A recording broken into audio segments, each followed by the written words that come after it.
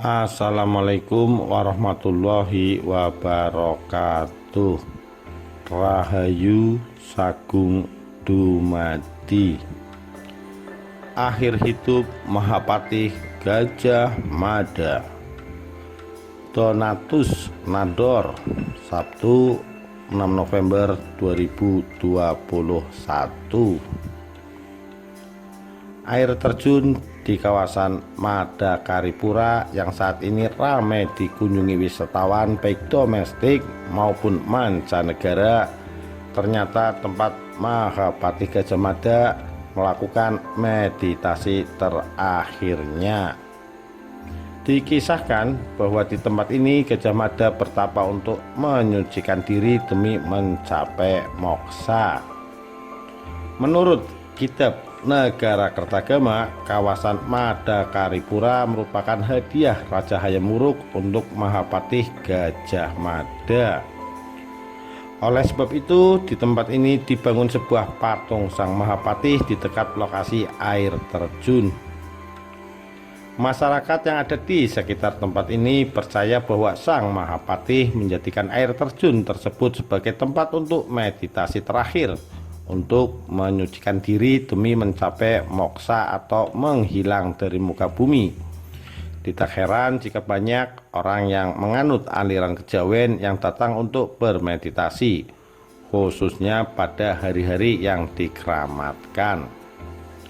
Air terjun Madakaripura, tempat Mahapatih Gajah Mada bertapa ini, mendapat julukan sebagai air terjun abadi karena tidak pernah berhenti mengalir. Kawasan ini masih termasuk ke dalam kawasan Taman Nasional Bromo Tengger Semeru dan secara administratif masih masuk ke dalam wilayah Kabupaten Probolinggo. Ketika pertama kali menginjakkan kaki di sana, suasana sejuk seakan memberikan aura mistis. Jika benar apa yang disampaikan Empu Prapanca dalam kitab Negara Kertagama, maka sesungguhnya tidak ada keraguan soal di mana Gajah Mada menghabiskan sisa hidupnya setelah tidak menjadi Mahapatih. Juga akhir hidupnya di pertapaan Madakaripura, setidaknya sedikit menjawab pertanyaan terkait asal-usul Gajah Mada. Dalam lontar babat Gajah Mada diceritakan bahwa orang tua Gajah Mada adalah pendeta Hindu di Wilatikta atau Majapahit. Ayahnya bernama Empu Curadarmayogi dan ibunya bernama Patni Nuri Ratih. Keduanya diangkat menjadi pendeta oleh Empu Ragarunting. Dalam aturan yang berlaku untuk pendeta, kedua pasangan ini dilarang bersetubuh meski sudah berstatus nikah. Selanjutnya, Curadarmayogi memilih berdomisili di luar Wilwatikta di asrama Gili Madri, sedangkan Patni Nari Ratih berdomisili di Wilatikta. Meski terpisah, namun keduanya intent bertemu. Patni setiap hari mengunjungi sang suami untuk mengantarkan sarapan dan kebutuhan harian lainnya. Hingga pada suatu hari terjadi kejadian yang tidak biasa terjadi di antara keduanya. Saat hendak menyantap masakan sang istri, tanpa sengaja gelas tersenggol dan air pun tumpah. Melihat hal itu, Curadarmayogi pun pergi mencari air minum. Patni ditinggal sendiri. Proses kehamilan Patni diawali dengan perbuatan Hyang Brahma atau Dewa Api dan tergoda untuk bersetubuh dengan Patni. Maka berubahlah wujud sang dewa ini menyerupai Curadarmayogi dan mendatangi Patni. Di saat suaminya yang asli sedang pergi mencari air minum, kehamilan Patni seolah tamparan bagi keduanya.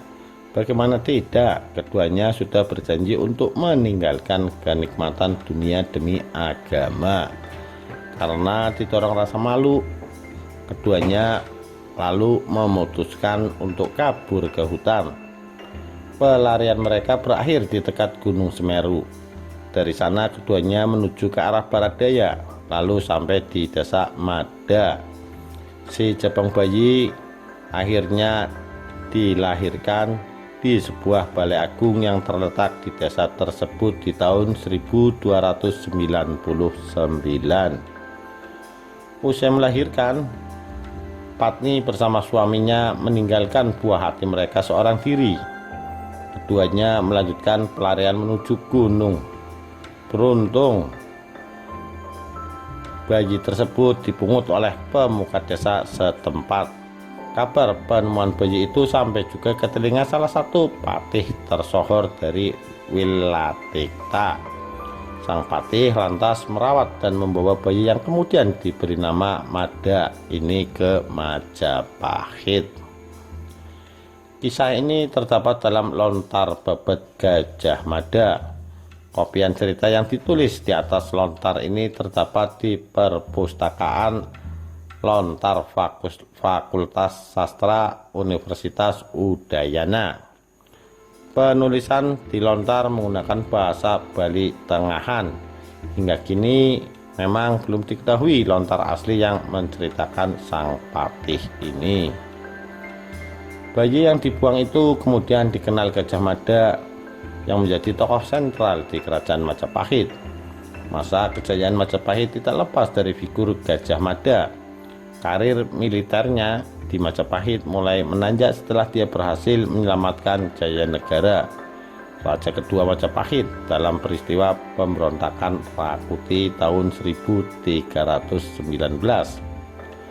Dalam kitab Pararaton diceritakan, pemberontakan di zaman Jayanegara dilakukan oleh para Dharma Putra yang tak lain loyalis Raden Wijaya.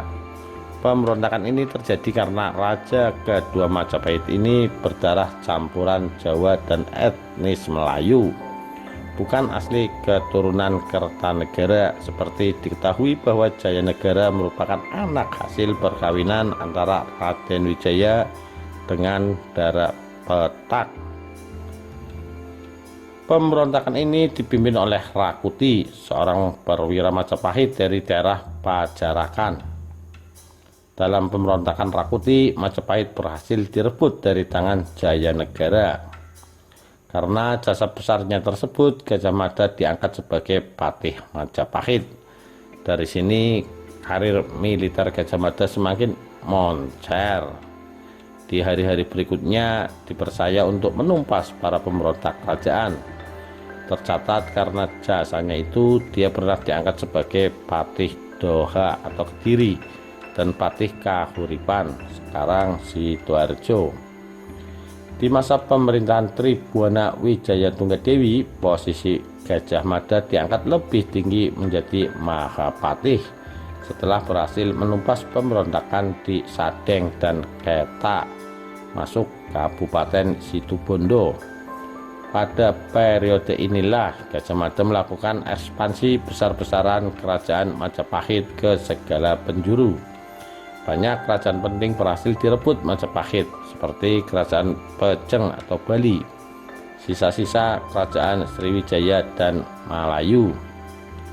Puncaknya, Gajah Mada diangkat sebagai patih Amangkubumi dan kembali menjadi tokoh sentral kemajuan Majapahit di zaman Hayam Wuruk, termasuk salah satu peristiwa penting dan kontroversi hingga kini masih simpang siur, yaitu Sumpah Palapa. Dalam Kakawin Nagara Kertagama karya Empu Prapanca, kekuasaan Majapahit yang didapat dari peperangan maupun monopoli dagang terbentang dari Papua, Sumatera, Tomasik atau sekarang disebut Singapura, hingga sebagian pulau di Filipina.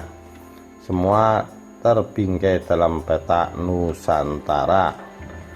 Atas jasanya itu, menurut kitab Negara Kertagama, Gajah Mada dihadiahi wilayah Madakaripura. Dikatakan bahwa di tempat ini Gajah Mada melakukan meditasi.